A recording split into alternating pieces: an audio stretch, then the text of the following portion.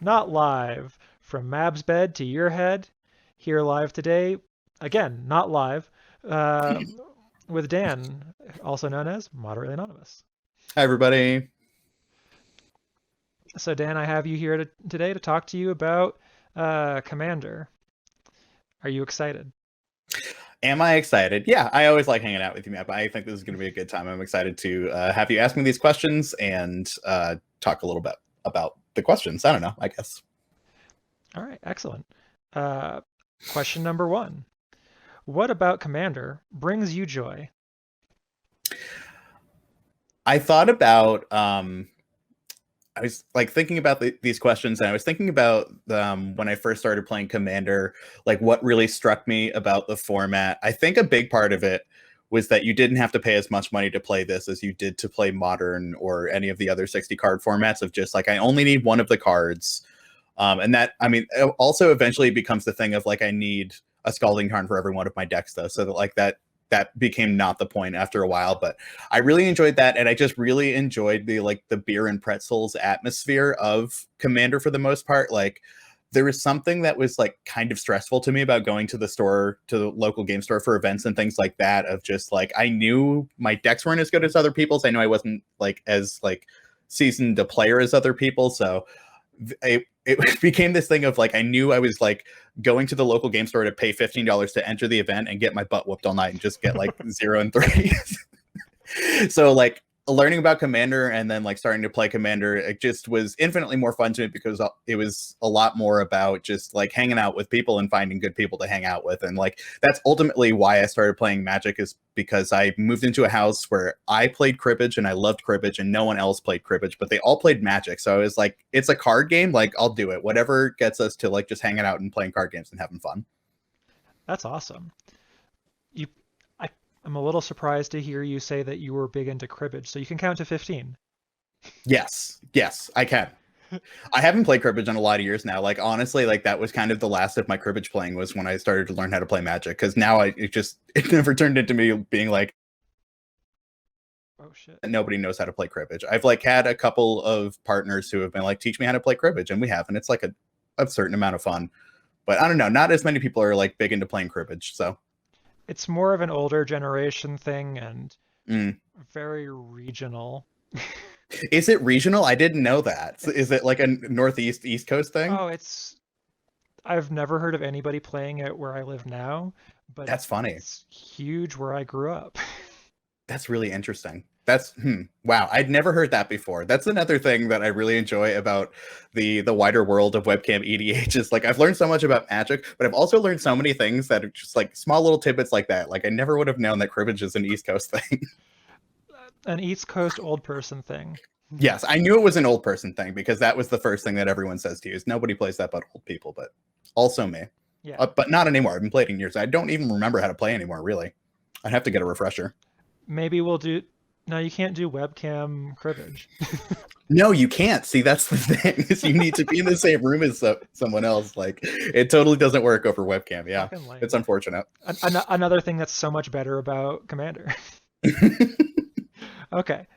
Question number two. Let's get back on topic. Uh, what positive impacts has the game had on your life? I think mostly it's been the people that it's put me in touch with, because I feel like I personally grown up as a person who had very niche interests. Like I was really into like heavy metal and like fantasy stuff when I was a teenager. And I mean, I guess most of us were, and we probably mostly felt this way of just like, I didn't have a lot of friends at high school. And I had like any of the friends I did have in high school, there were very few of them that were interested in the same sort of things that I was interested in. I was always just very resigned to like being friends with people who were into different stuff than me, which is fine because like I still feel that way. I'm still like friends with lots of people who are into very different things than I am.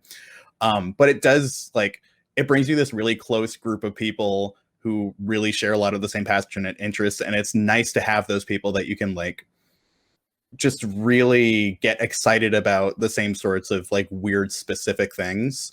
And it has brought me just some of the best friends I've ever had in my life. There's I started making content on Instagram in 2017ish, and I've been running that page ever since then, and I've made a ton of really great friends, like some of the best friends I've ever had in my life. We over the course of like the past couple of years, I've been in a group chat with a bunch of content creators who have just absolutely been some of the most important people to me. And I feel that way about a ton of people that I've met on Twitter, including you and Ken. And yeah, it's just continually brought me a lot of people that are very important to me now in my life. Excellent. Well, that segues really nicely into question number 3. In what ways have you experienced the community being a really positive influence?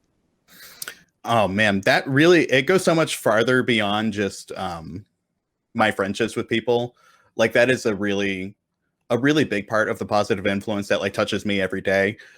But so many of our really good friends, like you and Ken and Alan from Mental Misplay and Emma Skyward that we were talking with on Twitter earlier today, there's so many people who continually like make efforts to talk about things that really matter beyond the scope of just MTG. Like there's so many causes in the world that we need to be paying attention to, and like we need to be like having our own sort of like community funding for, because we can't get it in other places. And there's so much effort that's put in from the Magic community to like actually make the world a better place. And it's really, that's the part that like really touches me about all of the people that you and I both like know and interact with on Twitter and the wider scope of Magic. Yeah, for sure. Are there any of those positive members that you'd like to specifically give a shout out to today? Not Alan for Mental Misplay, because me and him are eternally in a fight. We're fighting. Alan, when you see this on the internet, you know that we're fighting. You have beef. I don't. I'm a vegetarian, but you do. Alan and I only eat bacon that's shaped like each other. No, but very sincerely, Alan is one of my best friends in the entire world. He's one of the people in the group chat that has just absolutely like been one of the most important people to me. So yeah, definitely want to give a big shout out to Alan and Cyrus from Mental Misplay. Those are both really great guys doing really great stuff. Another one of my really close friends from that group is Rob, the Commander Guru. He has really great content on YouTube, and he is one of the largest MTG accounts on Instagram. He's a really super kind person and very thoughtful and entertaining. He has a great YouTube and Twitch channel that people should definitely check out. And I would also shout out CEDH Brazil, some of my favorite just individual people in that group and some of my favorite content creators. And they're just all really sweet, kind, loving humans. I definitely would shout out all of them. Hell yes. And the fifth and final question is, will you tell us all about your role in the Commander community and where we can find your content?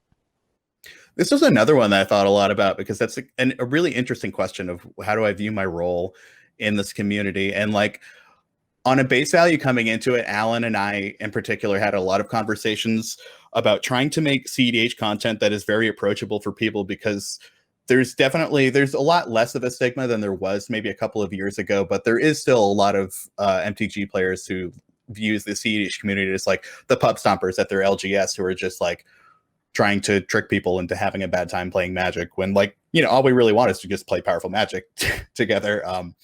So yeah, we really wanted to like put a particular light on just like CEDH players having a good time, and we're all just there to have fun, and just not so much of an emphasis on the competitive nature of it. Like we're very willing to just be wrong and make mistakes, and just as long as we're laughing and having fun. And now I think I focus a little bit more, maybe, or maybe not more so, but it's become a more prominent part of what I try to do, of just trying to be a more vocally queer person who is making MTG content, and just also like saying that I'm a person who has mental illness, I'm a person who's queer, and yeah, I don't know, just trying to just actively and vocally be a person who's out there and saying that like MTG is not just for straight people, it's not just for neurotypical people, like yeah, it's for everybody. So yeah, just trying to, I think, more vocally be a welcoming like gate to the wider MTG community. Expand those borders, make it welcoming to everybody. Yes. You've taken the making CEDH welcoming to everybody to expanding that to specific groups that maybe when we first started playing Magic were less welcome. Yeah, definitely. Because I mean, like I'm very sure that you have experienced like as a queer person, like it's impossible to go into an LGS and not hear someone throw around the F word or call something gay. And yeah, like it's something I don't experience in webcam Magic, which is awesome. Like the community that you and I are in touch with, like are so open and awesome, and it's super refreshing to be a part of this community in particular. And it makes me happy that I can be a person who is just saying that, like, you know, like we're here, we're queer, get used to it, like for real. Well, thankfully, my LGS, big shout out to Big Adventure Comics, uh, has stomped that down hard. Nice. That's awesome. Any of those things come out, you get 1 warning, 3 warnings, and you're banned from the store. So Nice. That's awesome. Big shout out to them then. yeah. And I guess with that, uh, I guess we're gonna say, I love everybody who's watching this video. I love you, Dan. I love you too, Mad. And I hope everybody has a good day. Peace. Be good to yourself, everybody. Love.